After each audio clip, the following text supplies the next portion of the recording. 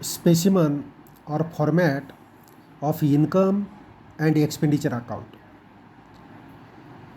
पहले लिखना पड़ेगा इन द बुक्स ऑफ,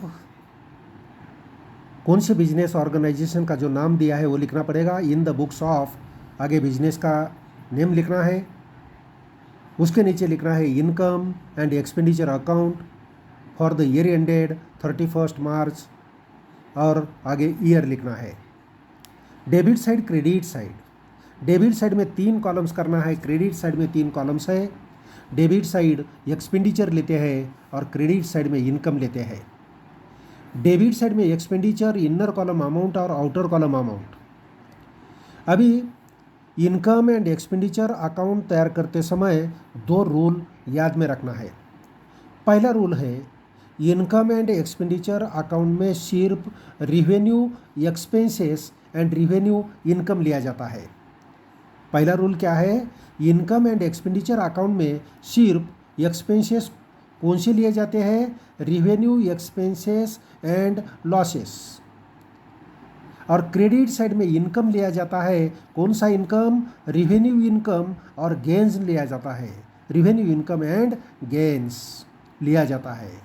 दूसरा रूल ऐसा है, एक्सपेंसेस या इनकम सिर्फ करंट ईयर का लिया जाता है, प्रीवियस ईयर का और नेक्स्ट ईयर का इनकम हो या एक्सपेंसेस हो इसमें कंसिडर नहीं किए जाते। प्रीवियस ईयर का और नेक्स्ट ईयर का एक्सपेंसेस और इनकम इसमें कंसिडर नहीं किया जाता, सिर्फ करंट ईयर का एक्सपेंसेस और इनकम लेना है। ये मिला हो या न मिला हो, हमें करंट ईयर का एक्सपेंसेस और इनकम कंसिडर करना है, यह हमें ध्यान में रखना है। पहले देखते हैं expenditure side means debit side. Income and expenditure account का डेबिट साइड कौन से आइटम आते हैं। पहला दिया है सैलरीज पेड, सैलरी दिया है। यह सैलरी में लास्ट ईयर का सैलरी इंक्लूड है तो लेस करना पड़ेगा, less paid for last year. Last year का सैलरी इंक्लूड है तो लेस करना पड़ेगा। Paid for next year, next year का सैलरी इंक्लूड है तो ये भी लेस करना पड़ेगा। और करंट ईयर का अभी तक पेड नहीं किया मीन्स आउटस्टैंडिंग है तो हमें ऐड करना पड़ेगा। और प्रीवियस ईयर में मीन्स लास्ट ईयर में प्रीपेड किया है, लास्ट ईयर में करंट ईयर का पेड किया है तो वो देखिए हमें ऐड करना पड़ेगा। देखो और एक बार देख लो, सैलरी पेड दिया है, सैलरी पेड दिया है लेकिन इसमें लास्ट ईयर का सैलरी इंक्लूड है तो हमें लेस करना पड़ेगा। अगले साल का सैलरी है तो भी लेस करना पड़ेगा। और करंट ईयर का आउटस्टैंडिंग है तो ऐड करना पड़ेगा। और करंट ईयर का सैलरी लास्ट ईयर में प्रीवियस ईयर में हमें मिला है तो वो भी हमें क्या करना पड़ेगा, ऐड करना पड़ेगा। इससे हमें पता चलता है सिर्फ हमें एक्सपेंसेस लेना है, वो करंट ईयर का लेना है, वो मिला हो या न मिला हो। मिला है तो भी लेना है और नहीं मिला तो भी लेना है, परंतु सिर्फ हमें क्या करना है, करंट ईयर का लेना है। इसके बाद दिया है वेजेस, बाकी कौन सा ही एक्सपेंसेस हो, सैलरी जैसा कैलकुलेशन यहाँ करना पड़ेगा। लास्ट ईयर का है कट करना पड़ेगा, लेस करना पड़ेगा। नेक्स्ट ईयर का है वो भी लेस करना पड़ेगा। करंट ईयर का आउटस्टैंडिंग है ऐड करना पड़ेगा। और करंट ईयर का लास्ट ईयर में मिला है, प्रीवियस ईयर में मिला है तो भी ऐड करना पड़ेगा। सैलरी के जगह पर दूसरा कौन सा भी एक्सपेंसेस हो सेम फार्मूला यूज़ करना पड़ेगा। नेक्स्ट दिया है wages to printing and stationery expenses, revenue expenses, to rent, interest, conveyance, rates and taxes, insurance premium, ये सब revenue expenses है। Audit fees, office expenses, telephone oblique mobile expenses. Next दिया है medicines. Next दिया है sport material, क्या दिया है, sport materials, stationery, medicine and drugs consumed during the year। Sport material, stationery, medicine, drugs consumed during the year, consumption निकालना है इसका। तो कंजम्पशन निकालते समय हम क्या करते हैं, पहला ओपनिंग स्टॉक लेते हैं, ओपनिंग स्टॉक इनर कॉलम में लेते हैं, इसमें ऐड करते हैं परचेसेस परचेसेस के बाद ऐड करते हैं आउटस्टैंडिंग बिल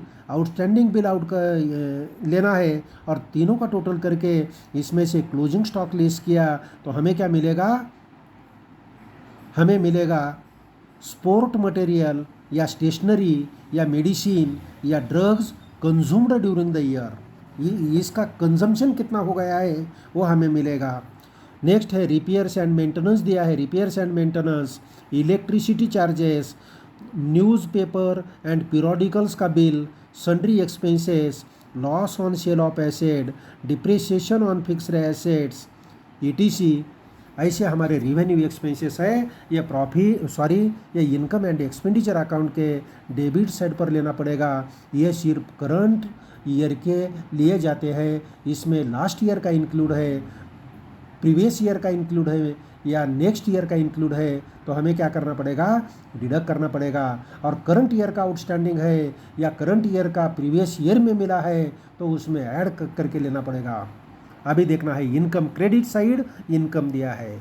इनकम में पहला आइटम दिया है सब्सक्रिप्शन रिसीव्ड, सब्सक्रिप्शन मिला है। ये सब्सक्रिप्शन में लेस क्या करते हैं, received for last year. Current year में लास्ट ईयर का सब्सक्रिप्शन मिला है तो लेस करना पड़ेगा। करंट ईयर में नेक्स्ट ईयर का सब्सक्रिप्शन मिला है तो भी लेस करना पड़ेगा। ऐड करना है received during last year for current year, current year का सब्सक्रिप्शन लास्ट ईयर में मिला है तो ऐड करना पड़ेगा।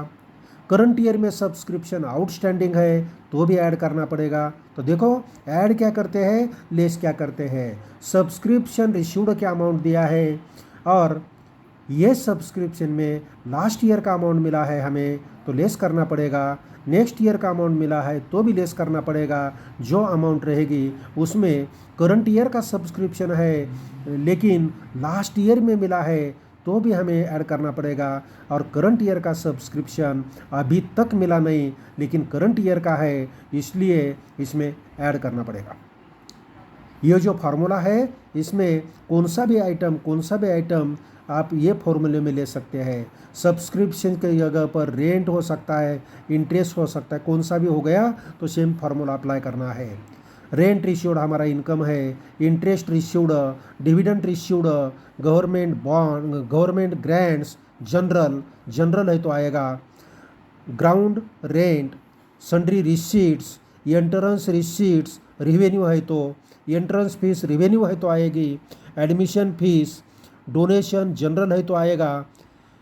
Profit on sale of asset, जो सेल एसेट किया है उसके ऊपर प्रॉफिट मिला है तो ये हमारा इनकम साइड है।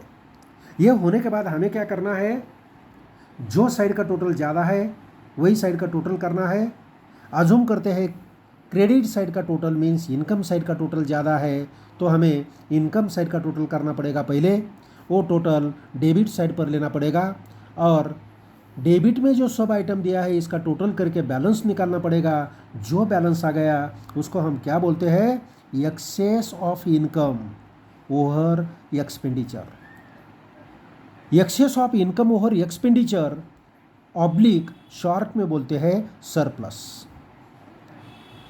इसके opposite side income and expenditure account का डेबिट साइड का टोटल ज़्यादा आता है मीन्स एक्सपेंसेस का टोटल ज़्यादा आता है तो पहले डेबिट साइड का टोटल करना पड़ेगा, वही टोटल क्रेडिट साइड पर लेना पड़ेगा। और क्रेडिट साइड में जो ये रिवेन्यू इनकम दिया है ये सबका टोटल करके बैलेंस निकालना पड़ेगा। जो बैलेंस है इसको हम बोलते हैं excess of expenditure over income. Excess of expenditure over income short में बोलते हैं डिफिसिट। डिफिसिट के समय एक्सपेंसेस का टोटल ज़्यादा होता है, इनकम कम होता है। और सरप्लस के समय इनकम का टोटल ज़्यादा होता है और एक्सपेंसेस का टोटल कम होता है। सरप्लस है तो balance sheet asset side capital fund में ऐड करते हैं और डिफिसिट है तो बैलेंस शीट लायबिलिटीज साइड क्या करते हैं, कैपिटल से डिडक्ट करते हैं। समझ गया। सरप्लस का amount balance sheet liabilities side पर कैपिटल फंड में ऐड करते हैं और डिफिसिट है तो balance sheet liabilities side capital fund से क्या करते हैं, डिडक्ट करते हैं। इसके बाद हमें देखना है बैलेंस शीट का फॉर्मेट। बैलेंस शीट में क्या दिया है देखो, specimen of balance sheet. Balance sheet ये पर्टिकुलर डेट का होता है। बैलेंस शीट एज ऑन 31 मार्च 2000 जो ईयर है वो लिखना पड़ेगा। पहले देखते हैं liabilities. Generally balance sheet partnership final account में हमने जैसा किया वैसा ही सेम रहता है, थोड़ा चेंज है। तो पहले देखते हैं लायबिलिटीज साइड पर कैपिटल फंड आएगा। ये कैपिटल फंड का ओपनिंग बैलेंस है। इसमें ऐड क्या करते हैं, डोनेशन कैपिटलाइज्ड है तो, एंट्रेंस फीस कैपिटलाइज्ड है, और इनकम एंड एक्सपेंडिचर अकाउंट में जो सरप्लस आया है वो इसमें ऐड करते हैं। इनकम एंड एक्सपेंडिचर अकाउंट में डिफिसिट आया तो ये टोटल अमाउंट से क्या करते हैं, लेस करते हैं।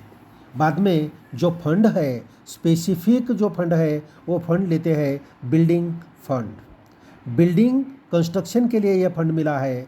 Endowment fund, tournament fund, special fund, charity fund, ये सब फंड्स लायबिलिटी साइड पर आते हैं क्योंकि ये स्पेसिफिक पीरियड के लिए हमें मिले हैं। नेक्स्ट है sundry creditors, bank overdrafts, other loan, outstanding expenses, pre received income, subscription received in advance, life membership fees, ऐसे आइटम लायबिलिटी साइड पर आते हैं। बाद में देखना है एसेट्स। एसेट पर cash in hand, cash at bank, fixed deposit, investment, sundry debtors, land and building, furniture and fixture, plant and machinery, equipments, playground, motor vehicle, library books, stock of sport material, stock of medicine, stock of stationery, stock of drugs, ये सब asset है। Loans and advances given, loan and advances given दिए हैं, हमें मिलना है future में। Accrued interest, prepaid expenses और आउटस्टैंडिंग इनकम, ये आइटम एसेट साइड पर आते हैं। ये हो गया हमारा बैलेंस शीट का फॉर्मेट। इसके बाद हमें देखना है,